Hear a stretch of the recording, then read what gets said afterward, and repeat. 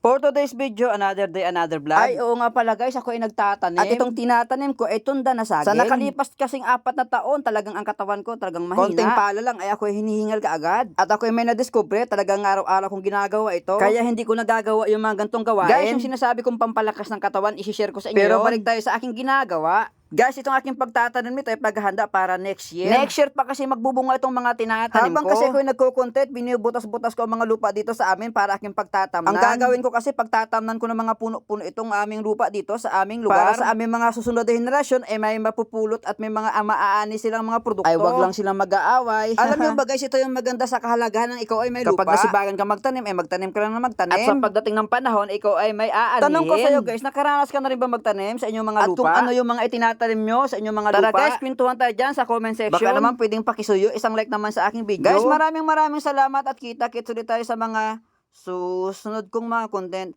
Bye-bye guys!